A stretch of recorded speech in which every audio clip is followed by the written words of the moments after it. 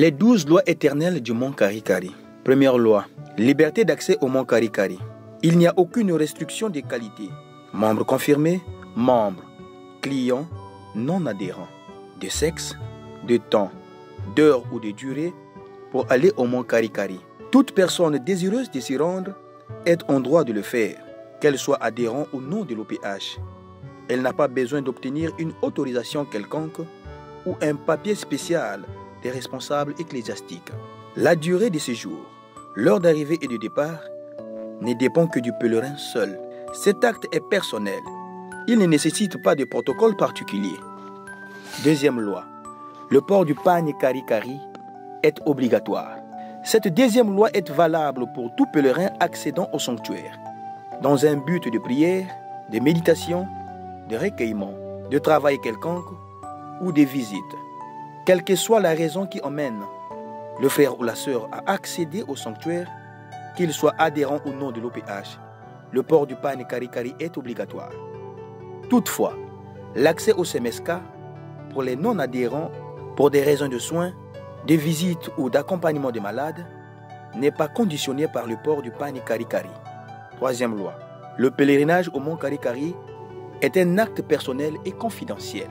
Cette troisième loi est impérative et exécutoire depuis le dimanche 27 janvier 1996 à 13h15, date et heure auquel Guy-Émile Houphouët-Sétoukouabou a reçu les 12 lois de l'OPH. La décision qui consiste à se rendre au mont Karikari se prend à titre individuel, sans organisation de groupes structurés, sous-sections, sections, chorales, commissions spécialisées, bureaux, etc.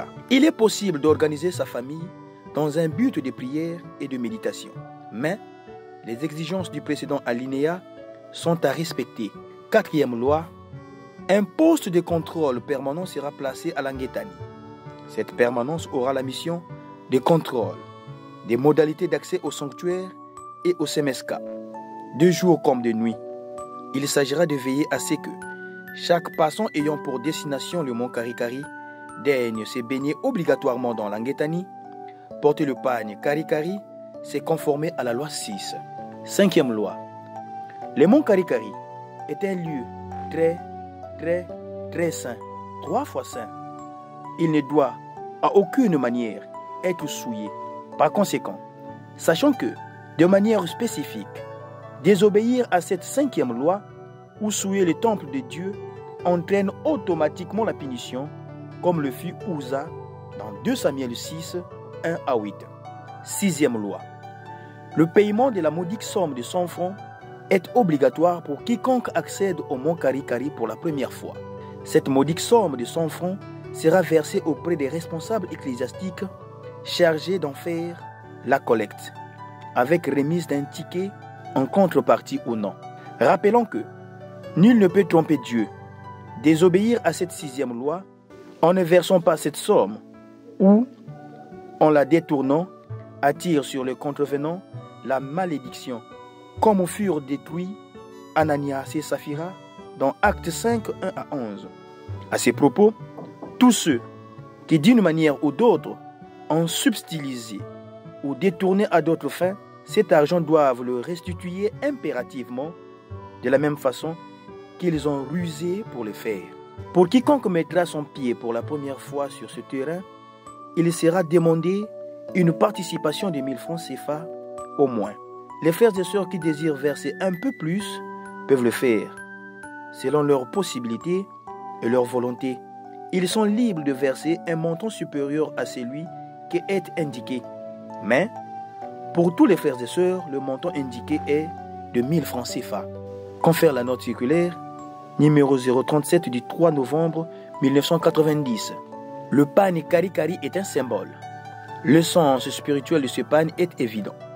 Par la note circulaire numéro 014 du 20 juillet 1991. Tout le zolifié doit en connaître la signification. Le pagne symbolise le pardon qui nous a été accordé parce que nous avions rempli l'ancienne alliance. Il symbolise le fait que nous ayons été rachetés par l'Éternel.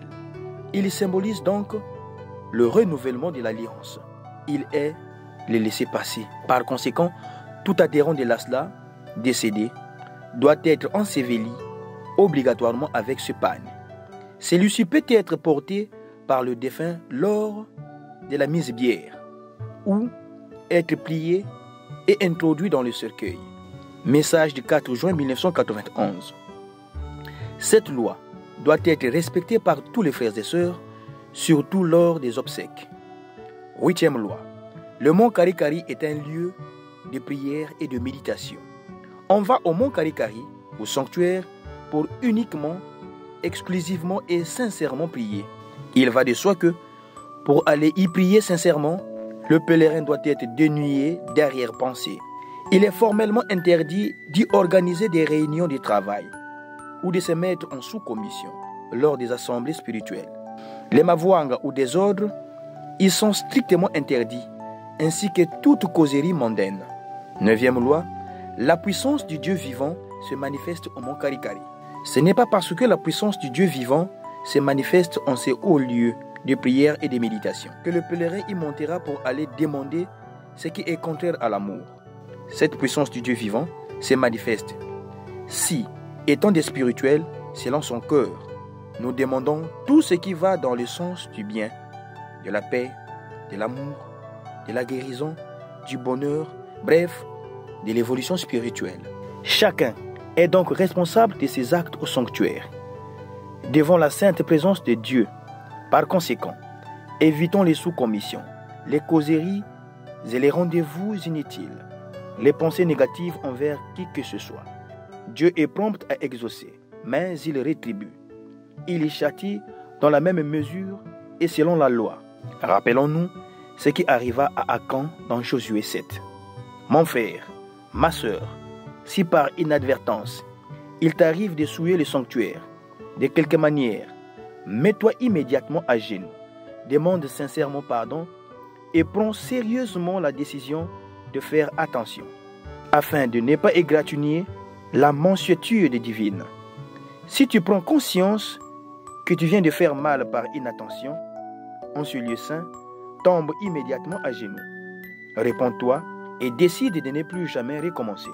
10e loi, le respect de Dieu est de rigueur au mont Karikari.